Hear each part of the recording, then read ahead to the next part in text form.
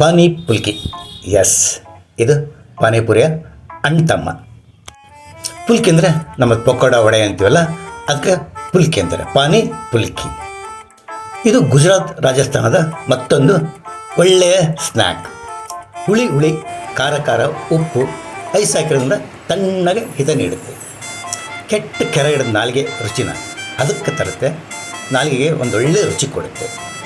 ಇದನ್ನು ಬರೀ ಕಡಲೆಬೇಳೆ ಇಟ್ಟು ಉಪಯೋಗಿಸಿ ಬೋಂಡ ಮಾಡ್ಕೋಬೋದು. ಇಲ್ಲಾಂದರೆ ನಾನೇನು ಮಾಡ್ತಾಯಿದ್ದೀನಲ್ಲ, ಈ ಥರ ಮಾಡಿದರೆ ಅದಕ್ಕೊಂದು ರುಚಿ ಇರುತ್ತೆ. ನಾನು ಆರಿಸ್ಕೊಂಡಿದ್ದೀನಂದರೆ ಅಲ್ಲದರೂ ಏನಾದರೂ ಒಂದು ಸ್ವಲ್ಪ ಸ್ಪೆಷಲ್ ಇರಲೇಬೇಕು. ಅಪರೂಪದ ಅತಿಥಿಗಳಿಗೆ ಅನುರೂಪದ ಆತಿಥ್ಯ. ಬನ್ನಿ ಪುಲ್ಕಿ ಮಾಡೋಣ. 1 ತಾಸು ನೆನೆಸಿದ ಹೆಸರುಬೇಳೆಯನ್ನು ಮಿಕ್ಸಿಗೆ ಹಾಕಿ 3 ಅಥವಾ 4 ಚಮಚ ಬೇಕಾಗುವಷ್ಟು ನೀರನ್ನು ಸೇರಿಸಿ ಅದಕ್ಕೆ ಹಸಿ ಶುಂಠಿ, ಜೀರಿಗೆ, ಹಸಿಮೆಣಸಿನಕಾಯಿ ಹಾಕಿ ಗಟ್ಟಿಗೆ ಪೂರ್ತಿ ನೈಸ್ ಆಗೋದು 90% ರುಬ್ಬಿಕೊಳ್ಳಬೇಕು.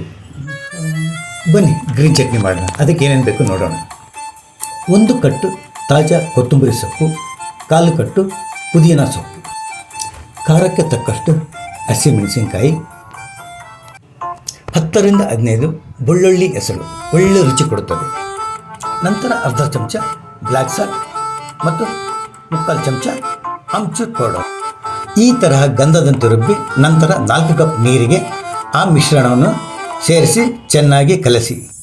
ನಂತರ ಅದಕ್ಕೆ 100 ಗ್ರಾಮ್ ಹುಣಸೆ ಹುಳಿ ಸೋಸಿ ಕ್ಲೀನ್ ಮಾಡಿಕೊಂಡ ಹುಣಸೆ ಹುಳಿ ಸೇರಿಸಿ ಮತ್ತೊಮ್ಮೆ ಅರ್ಧ ಚಮಚ ಬ್ಲ್ಯಾಕ್ ಸಾಲ್ಟ್, ಅರ್ಧ ಚಮಚ ಆಮ್ಚೂರ್ ಪೌಡರ್ ಅಂದರೆ ಒಣ ಮಾವಿನ ಪುಡಿ, ಅರ್ಧ ಚಮಚ ಸಕ್ಕರೆ ಪುಡಿ, 1 ಚಮಚ ಉಪ್ಪು ಸೇರಿಸಿ ಕಲಿಸಿಕೊಳ್ಳಿ. ಮತ್ತೊಮ್ಮೆ ರುಚಿ ನೋಡಿ ನಿಮ್ಮ ನಾಲಿಗೆ ಅದಕ್ಕೆ ಸರಿಪಡಿಸಿಕೊಳ್ಳಿ. 8 ನಿಂಬೆ ಚಕ್ರಗಳನ್ನು ಬೇಯಿಬಿಡಿ. Over green chutney ready. ಈಗ ಹೆಸರುಬೇಳೆ ಹೂರಣಕ್ಕೆ ಬರೋಣ.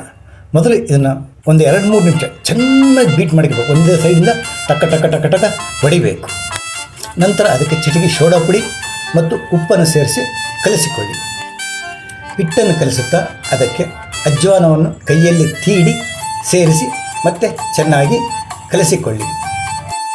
ಕೈಯನ್ನು ನೀರಲ್ಲಿ ಅದ್ದಿ ಹಿಟ್ಟನ್ನು ಎಣ್ಣೆಯಲ್ಲೇ ಹಾಕಿ ಚೆನ್ನಾಗಿ ಹದವಾಗಿ ಕರೆದುಕೊಳ್ಳಬೇಕು. ಮಧ್ಯಮ ಉರಿಯಲ್ಲಿ ಹದವಾಗಿ ಕರೆದುಕೊಂಡು ಕೆಂಪಗಾದ ನಂತರ ಅವುಗಳನ್ನು ಸ್ವಚ್ಛ ಕುಡಿಯುವ ನೀರಿನಲ್ಲಿ ಹಾಕಬೇಕು. ಹಾಗೆಯೇ ಎಲ್ಲ ಹಿಟ್ಟನ್ನು ಮಧ್ಯಮ ಉರಿಯಲ್ಲಿ ಹದವಾಗಿ ಹುರಿದು ನೀರಿಗೆ ಹಾಕಿ ಸ್ವಲ್ಪ ಹೊತ್ತು ನೆನೆಯಲು ಬಿಡಿ. ನಂತರ ನೀರಿನಲ್ಲಿ ನೆನೆದ ಪುಲ್ಕಿ ಅಥವಾ ಬೋಂಡಗಳನ್ನು ಹದವಾಗಿ ಕೈಯಿಂದ ಹಿಚಕಿ ಅವುಗಳನ್ನು ನಾವು ಮಾಡಿಕೊಂಡ ಪಾನಿಯಲ್ಲಿ ಹಾಕಿ ಸ್ವಲ್ಪ ಹೊತ್ತು ಮೆತ್ತಗಾಗಲು ಬಿಡೋಣ. ನಂತರ ಸರ್ವಿಂಗ್ ಬೌಲ್ಗೆ ಸರ್ವಿಸ್ ಮಾಡಿ ತೆಗೆದು ಅವುಗಳನ್ನು ಬಂದ ಅತಿಥಿಗಳಿಗೆ ಕೊಟ್ಟರೆ ಅಥವಾ ಇಂತಹ ಜೋಡಿಗಳಿಗೆ ನೀಡಿದರೆ ನಮ್ಮ ಮನಸ್ಸು ಖುಷಿ, ಅವರ ಮನಸ್ಸು ಖುಷಿ. Welcome to the Siddhu's kitchen spice fresh.